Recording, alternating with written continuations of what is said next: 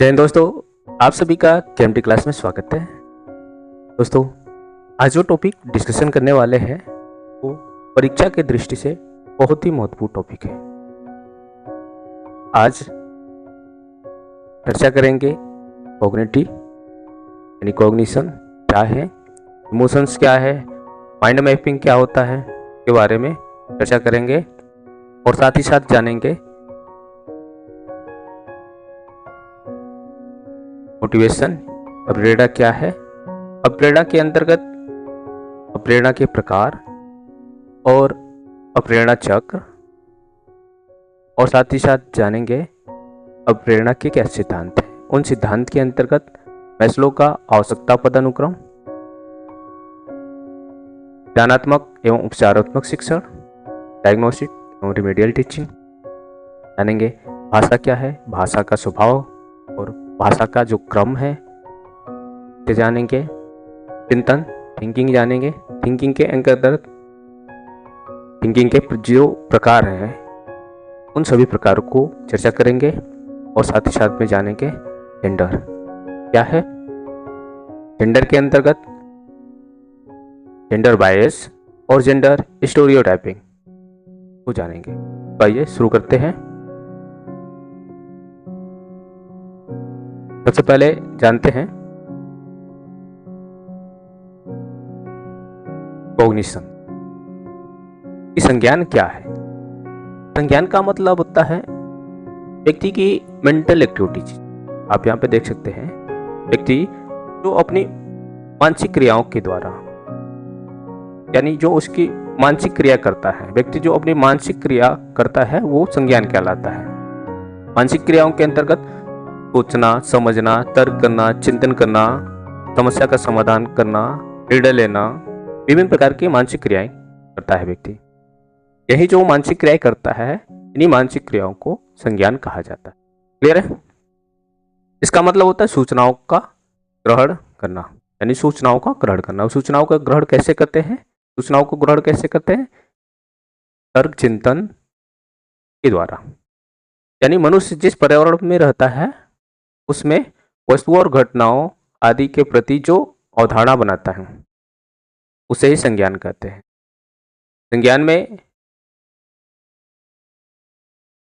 संज्ञान में मानसिक क्रियाएं आती हैं, जैसे तर्क चिंतन करना, कल्पना करना, निर्णय लेना, समस्या समाधान इत्यादि। संज्ञानात्मक विकास के चरण। संज्ञानात्मक विकास के जो चरण है इस प्रकार है। सबसे नंबर 1 आता है, पहला आता है अटेंशन, अवधान। अवधान से तात्पर्य है कि चीजों को ध्यानपूर्वक देखना, को ध्यानपूर्वक देखना यानी अटेंशन बनाकर देखना। संज्ञान का प्रयोग करते समय बच्चा सबसे पहले अवधान करता है, यानी कि ध्यान केंद्रित करता है। किसी भी कार्यों में जब ध्यान केंद्रित करते हैं तभी उस कार्यों को हम आसानी से सीख पाते हैं। यहाँ पे आप देख सकते हैं शिक्षण कार्य कर रहा है और बच्चों का ध्यान शिक्षक की बातों पे है। विद्यार्थी या छात्र शिक्षक के उन सभी बातों को ध्यानपूर्वक सुन सके और उसको समझ सके। क्लियर? अगली बात आता है मेमोरी, स्मृति। जब बच्चा अपने वातावरण के चारों ओर चीजों का अवधान कर लेता है, यानी कि बच्चा जब है अपने आसपास, इस एग्जाम्पल से समझते हैं, बच्चा जब है अपने आसपास, यानी कि आसपास के जो एनवायरनमेंट है उस चीज़ों पर, एनवायरनमेंट पर वो अपना ध्यान केंद्रित कर लेता है, तो उनसे जो संबंधित सूचनाएं प्राप्त होती है उन सूचनाओं को अपने दिमाग में, माइंड में एकत्र कर लेता है, स्मृति में स्टोर कर लेता है। क्लियर है? अपने वातावरण के चारों ओर जो को अवधान कर लेता है तो वह उनसे संबंधित सूचनाओं को अपने दिमाग में इकट्ठा कर लेता है, वो चीजें स्मृति कहलाती है। क्लियर है? मेटाकॉग्निशन। मेटाकॉग्निशन यानी संज्ञान के ऊपर संज्ञान करना, सोच के ऊपर सोच करना। मेटाकॉग्निशन का अर्थ होता है संज्ञान के ऊपर संज्ञान करना, सोच के ऊपर सोचना। आप यहाँ पे देख सकते हैं व्यक्ति सोच रहा है बट उस सोच के ऊपर भी सोच रहा है। यहाँ पे आप देख सकते हैं यहाँ सोच रहा है बट इसके सोच के ऊपर भी यहाँ आगे आके सोच रहा है। इसमें सूचनाओं का वर्गीकरण करके सही समय पर सही सूचना प्राप्त किया जाता है, यानी प्रस्तुत किया जाता है। मेटाकॉग्निशन में बच्चों को उनके सीखने का स्वयं मूल्यांकन करने और उनकी समझ की जांच करने में हेल्प करता है, यानी सोच के ऊपर सोचना, संज्ञान के ऊपर संज्ञान करना, मेटाकॉग्निशन। क्लियर? जानते हैं माइंड मैपिंग। माइंड मैपिंग मन मानचित्रण, यानी कि नाम से स्पष्ट होता है मन में मैप तैयार करना, माइंड में एक किसी तरह का मैप तैयार करना। जब इसको इस तरह से समझते हैं एग्जाम्पल के माध्यम से, जब आप किसी कार्य को करते हुए देखते हैं फिर उसके बारे में सोचते हैं तो आपके मन में माइंड में एक इमेज सा उस कार्य का बन जाता है। जैसे बच्चे के लिए आपने बच्चे को कुछ दिखा दिया, मान लिया एप्पल दिखा दिया, फोन दिखा दिया, चेयर दिखा दिया, वॉल दिखा दिया। अब के बारे में बच्चे से पूछेंगे बिना दिखाए हुए तो उसके माइंड में एक मैप सा बन जाता है कि बॉल ऐसा होता है, मोबाइल ऐसा होता है, चेयर ऐसा होता है। क्लियर है? मन में मैप बनाना, माइंड में मैप बनाना ही माइंड मैपिंग कहलाता है। इसके द्वारा हम सूचनाओं को अपने संज्ञान में चित्र बनाते हैं। आप यहाँ पे देख सकते हैं, जो भी आप सूचनाएं अनुभव करते हैं, देखते हैं, जानते हैं, जब उसके बारे में पुनः याद करते हैं, पुनः उसके बारे में बताया जाता है तो मन में एक मैप सा बन जाता है उसका। इसी को कहते हैं माइंड मैपिंग। इसे मन की क्रियाशीलता का अनुसंधान भी करते हैं, क्योंकि इसमें हम अपने मन को क्रियाशील रखते हैं और खोजबीन करते रहते हैं। मन में खोजबीन चलता रहता है। मन में जब हम किसी चीज़ के बारे में सोचते हैं तो उसका पहले इमेज बनता है, चित्र बनता है, फिर उस पर हम रिसर्च करते हैं, खोजते हैं, ढूंढते हैं। क्लियर है? अब बात करते हैं इमोशंस, संवेग। संवेग वह स्थिति है जिसमें व्यक्ति उत्तेजित हो जाता है। इसे अलग अलग शारीरिक परिवर्तनों द्वारा पहचाना जा सकता है। इमोशंस, व्यक्ति का इमोशंस, उसके संवेग है, उसके जो शारीरिक परिवर्तन है के द्वारा वो पहचाना जाता है। कभी दुख होना, कभी हैप्पी होना, कभी अग्रेसिव होना, कभी गुस्सा करना, विभिन्न प्रकार के आप यहाँ पे इसके माध्यम से आप देख सकते हैं विभिन्न प्रकार के संवेग, इमोशंस कब कहाँ पे किस तरह का परिस्थिति आ जाती है, व्यक्ति को ऑटोमेटिक वो इमोशंस प्रकट हो जाता है। क्लियर है? मैकडूगल को संवेग का जनक माना जाता है। मैकडूगल को संवेग का जनक माना जाता है। संवेग का जनक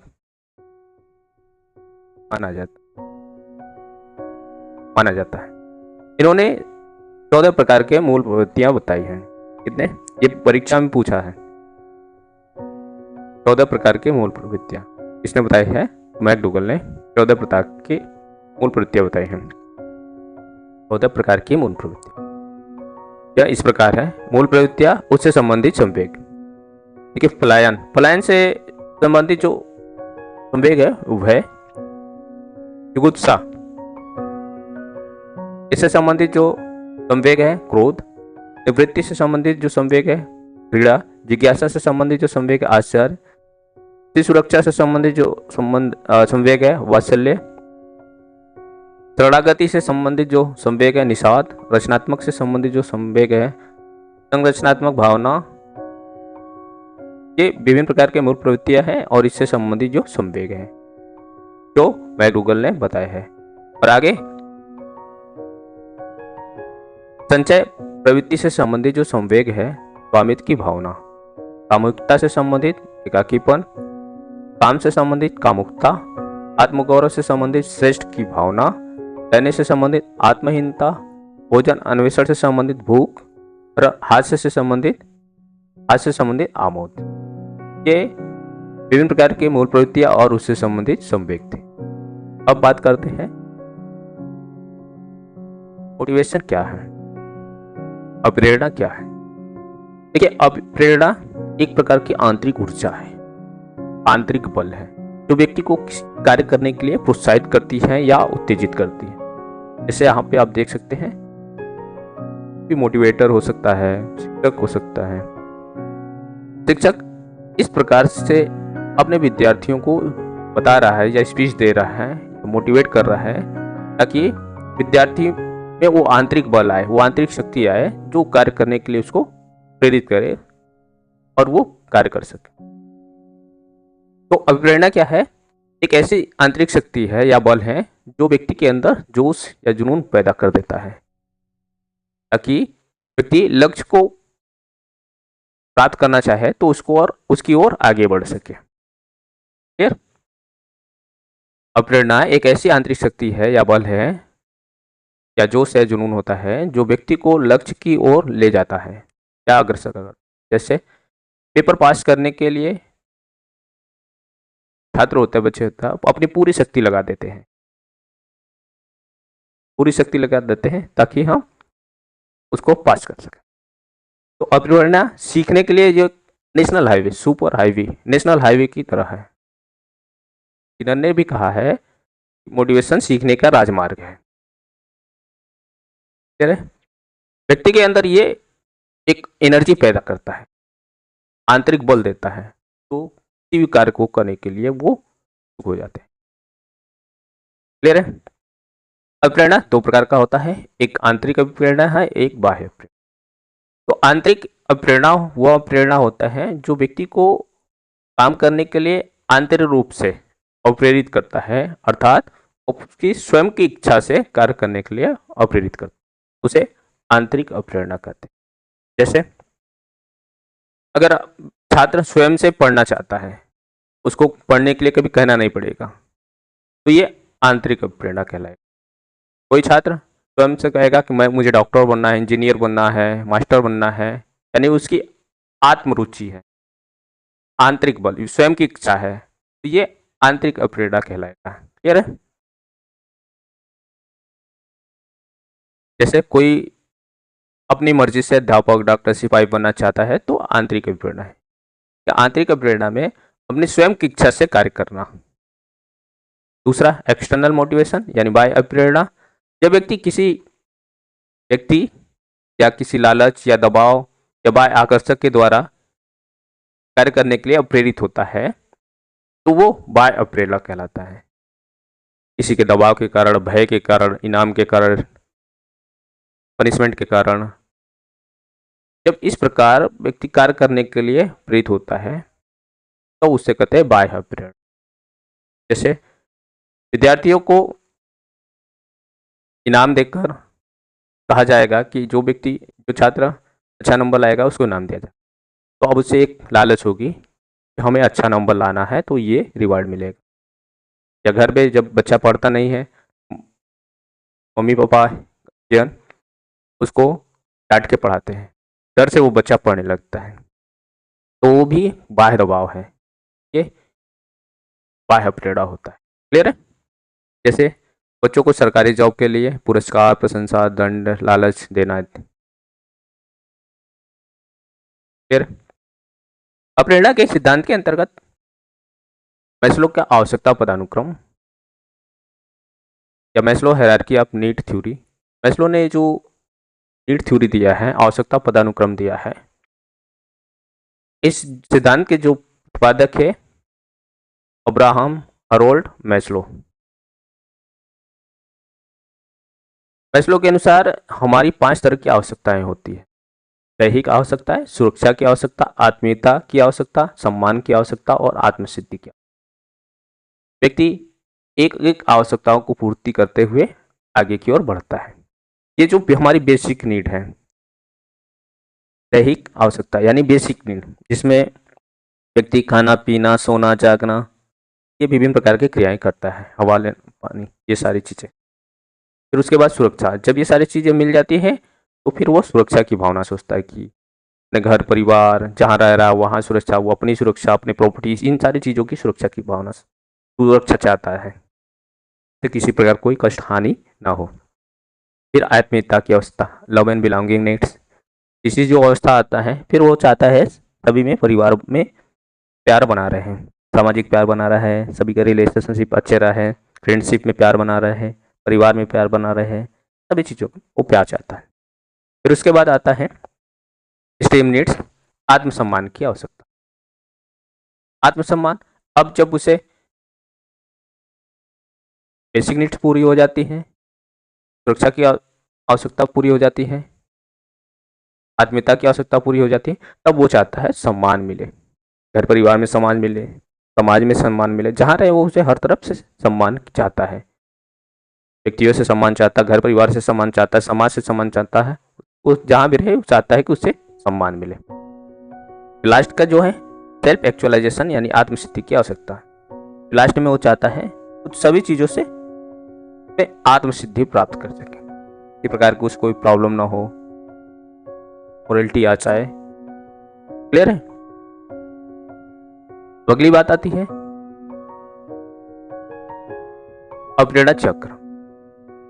देखिए, जो अपरेड़ा चक्र है, सबसे पहले इसमें नीड आता है, आवश्यकता है।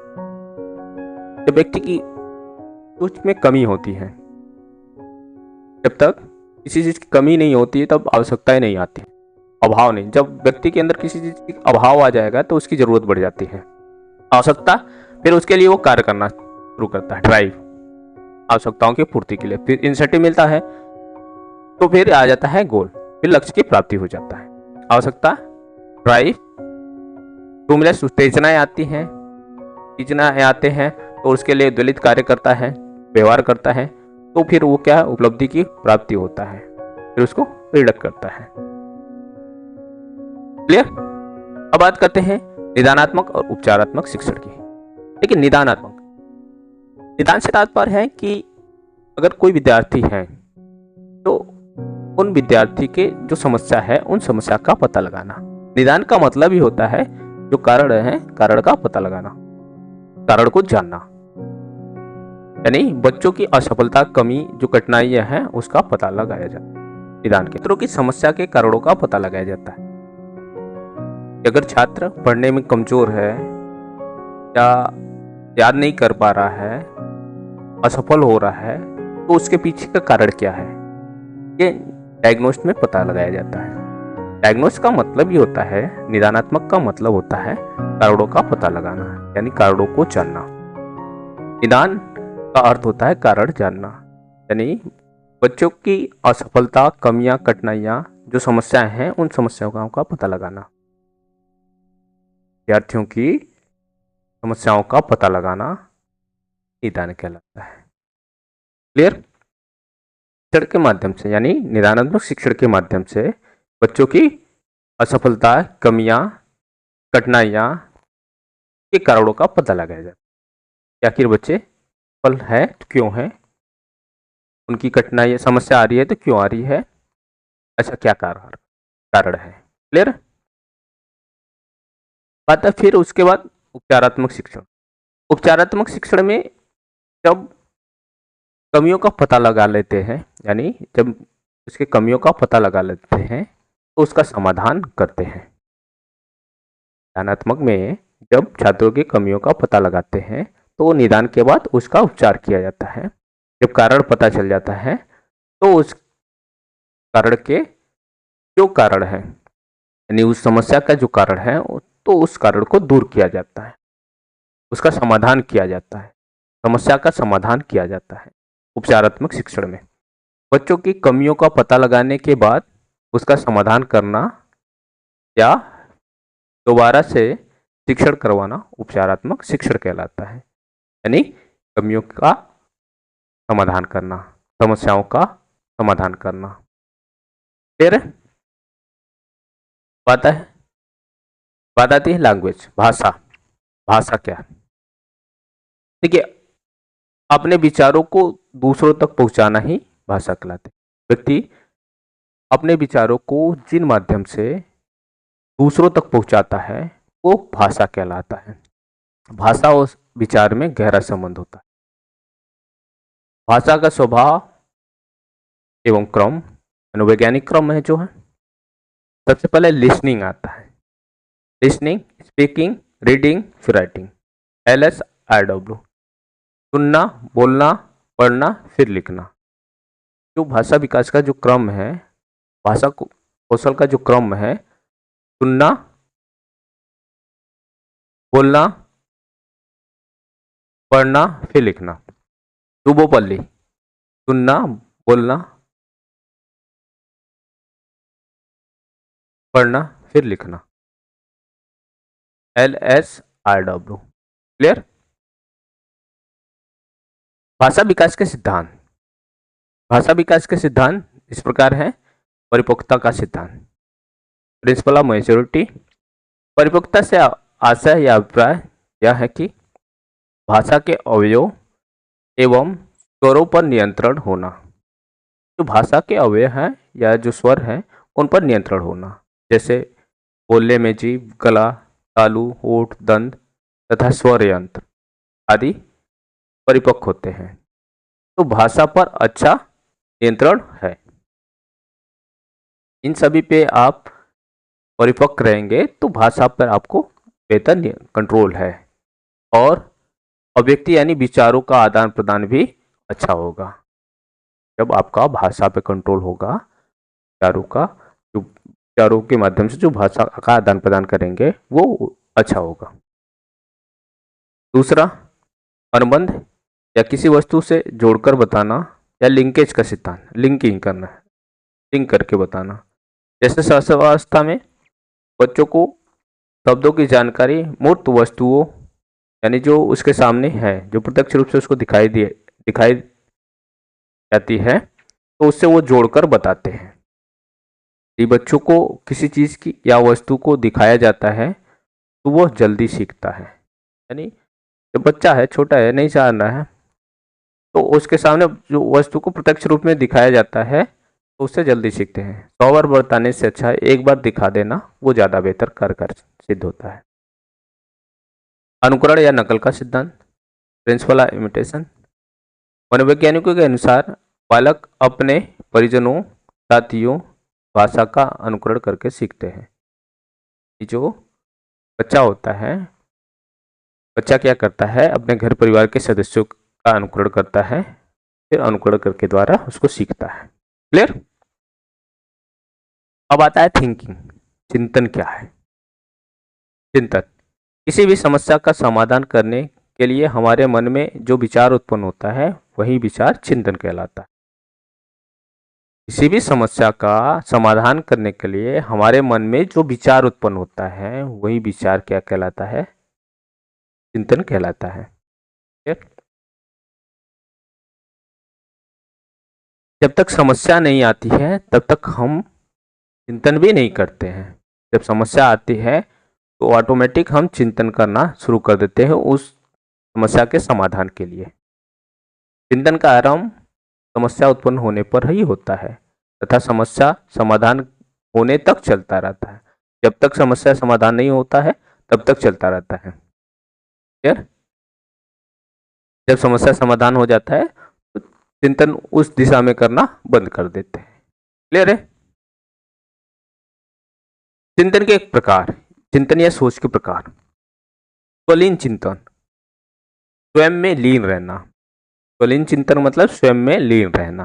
जैसे देख सकते हैं कोई व्यक्ति होता है, चिंतन करता है, उसमें खुद उसमें लीन रहता है, जिसका कोई वास्तविक स्वरूप नहीं होता है और उसमें वो लीन ही रहता है, तो इसको कहते हैं स्वलीन चिंतन।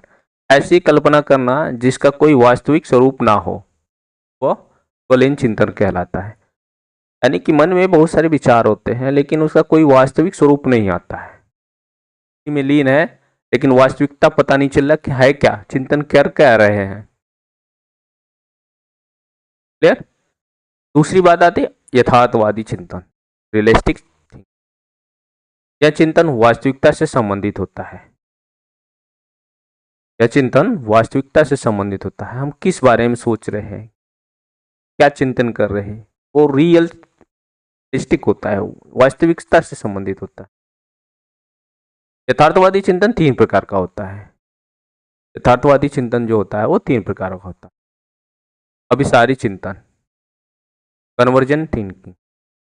देखिए कन्वर्जन जो थिंकिंग होता है, अभिसारी चिंतन होता है, इसको आप ध्यान से सुनिएगा, ध्यान से देखिएगा, समझिएगा, परीक्षा में बार बार पूछता है। अभिसारी जो चिंतन होता है यह चिंतन, इसमें समस्या एक ही बिंदु पर केंद्रित होती है। इसमें जो समस्या होती है एक ही बिंदु पर केंद्रित होती है और इस समस्या का एक ही समाधान होता है। एक ही बिंदु पर केंद्रित होती है और एक ही समाधान भी होता है।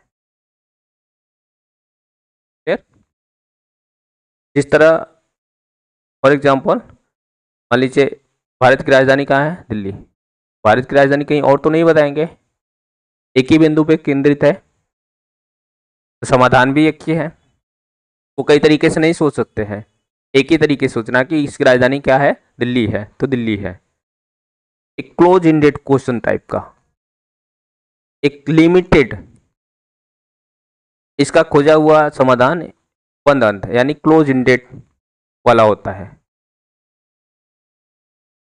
केवल एक ही बिंदु पर केंद्रित रहेंगे, एक ही बिंदु पर। अभी देखिए अभिसारी ट्रिक के रूप में आप याद करना चाहे जो कन्वर्जेंट है, अभी का मतलब जो अभी तत्काल।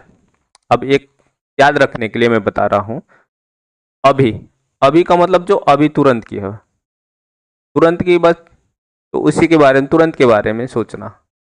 तो ये जो थिंकिंग होता है अभिसारी चिंतन। क्लोज एंडेड टाइप का क्वेश्चन जो होता है वो अभिसारी चिंतन का होता है। क्लियर? अपसारी डाइवर्जेंट थिंकिंग, इसमें समस्या एक ही बिंदु पर केंद्रित नहीं होता है। इसमें समस्या को कल्पना शक्ति एवं सर्वजनात्मकता या क्रिएटिविटी आदि का प्रयोग करके कई प्रकार से हल किया जा सकता है। जैसे दिल्ली की विशेषताओं का वर्णन करें, यानी ओपन एंडेड क्वेश्चन टाइप का। मुक्त अंत यानी कि स्वतंत्र है, ओपन एंडेड क्वेश्चन टाइप, इसका जो समाधान खोजा जाएगा वो ओपन एंडेड वाला होगा। एक समस्या को कई तरीके से समाधान कर सकते हैं, उसको कहते हैं अपसारी चिंतन। किसी एक समस्या को मन में मान ले कई तरह से चिंतन करना, विभिन्न तरीके से चिंतन करके उसका हल करना, अपसारी। इसका जो दायरा होता है विभिन्न तरीकों के सोचने की दायरा होता है, यानी ऊपर। देखिए अब से आप समझ लीजिए, याद करने के लिए मैं बता रहा हूं। अब का मतलब ऊपर, यानी जो सोचने का ऊपर है, विभिन्न तरीके से आप सोच सकते हैं, उसे कहते हैं डाइवर्जेंट थिंकिंग, अपसारी चिंतन। अब एक तरीके से मान लीजिए यहां पे जो आप है ये क्लोज एंडेड हो गया। क्लोज एंडेड केवल इसी के अंदर का आप खोजना है, लेकिन ओपन एंडेड इसके बाहर, इसके ऊपर सोचना, ये ओपन एंडेड यानी अपसारी चिंतन कहलाता है। अभिसारी यानी कि इस दायरे के अंदर सोचना, इसी दायरे के अंदर सोचना वो अभिसारी है। अपसारी इस दायरे से ऊपर रख सोचना। क्लियर? एक समस्या का समाधान कई तरीके से करना, वो अपसारी चिंतन कहलाता है। क्लियर है? तीसरा जो आता है आलोचनात्मक चिंतन। आलोचनात्मक चिंतन में इसमें गुण और दोषों के आधार पर किसी बात को स्वीकार किया जाता है। बात पर यानी किसी बात को स्वीकार करना है तो उसके गुण और दोषों के आधार पर जो हम स्वीकार करते हैं या चिंतन करते हैं वो कहलाता है आलोचनात्मक चिंतन। वस्तु, किसी व्यक्ति के बारे में उसके गुणों और दोषों के आधार पर जो बातें स्वीकार किया जाता है, चिंतन किया जाता है, वो कहलाता है आलोचनात्मक चिंतन। क्लियर है? चिंतन के कुछ अन्य प्रकार जो सामान्य प्रकार है, प्रत्यक्षात्मक चिंतन।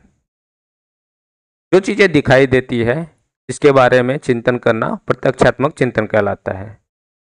यह चिंतन निम्न स्तर का होता है, यानी जो सामने दिख रहा है बस उसी के बारे में चिंतन करना प्रत्यक्षात्मक चिंतन कहलाता है। प्रत्ययात्मक चिंतन, इसे अमूर्त चिंतन भी कहते हैं। जो चीजें दिखाई नहीं देती है उसके बारे में विचार करना प्रत्ययात्मक चिंतन कहलाता है। किसी चीजों का प्रत्यय बनाना, कॉन्सेप्ट निर्माण करना, तो वो कॉन्सेप्ट निर्माण कैसे करेंगे? अमूर्त चिंतन के आधार पे। क्लियर है? काल्पनिक चिंतन पूर्व अनुभव के आधार पर काल्पनिक चिंतन कहलाता है।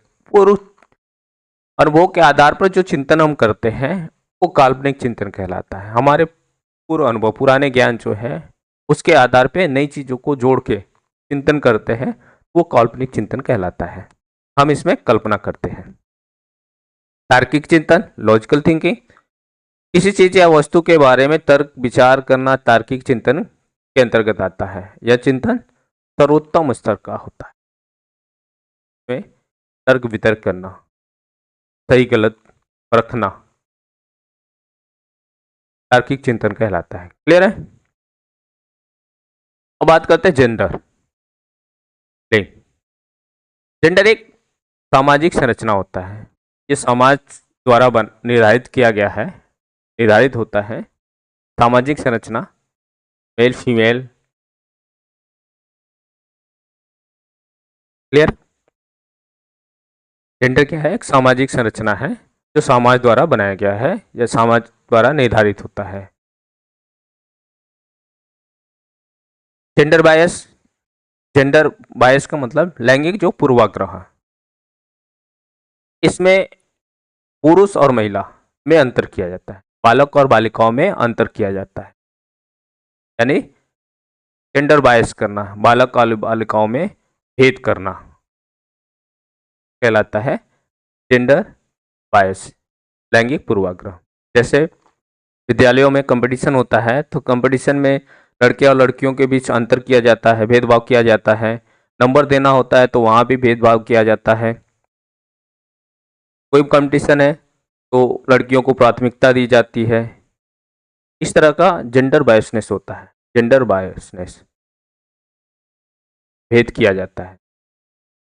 शिक्षक का काम है कि हमेशा दोनों को एक समान देखना, एक समान रखना, किसी तरह का कोई भेदभाव नहीं करना, लड़के लड़कियों में अंतर कभी नहीं करना चाहिए शिक्षक को। क्लियर है? यहाँ पे आप देख सकते हैं भेदभाव। अब ये 50-50% होने चाहिए, दोनों का भाग बराबर बराबर, लेकिन नहीं, एक का 25 और एक का 75, इस प्रकार से भेदभाव किया जाता है प्रत्येक जगह पे।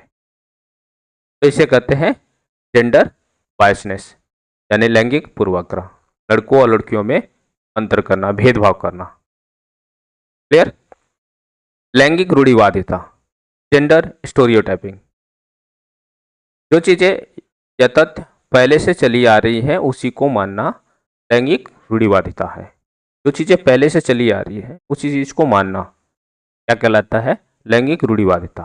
जैसे घर का काम महिलाएं करती है और पुरुष जो है बाहर का काम करते हैं। यानी कि लड़कियों का काम है, महिलाओं का काम है घर का काम करना, खाना बनाना, कपड़े धोना, यही सारी चीजें हैं। लेकिन पुरुष क्या है, वो बाहर का काम करेंगे, वो घर का काम नहीं करेंगे।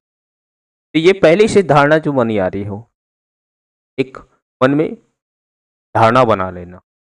जैसे दूसरी एग्जाम्पल, गणित विषय को लेकर एक एग्जाम्पल, मन में धारणा बनी रहती है कि लड़की गणित विषय बहुत कठिन होता है, लड़कियों के लिए बहुत कठिन है, लड़कियों के लिए गणित विषय नहीं है, केवल लड़कों के लिए गणित विषय है।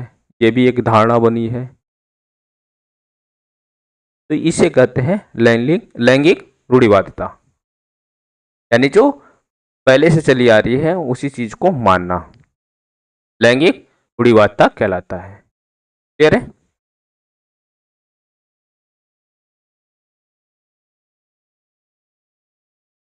आज के लिए इतना ही।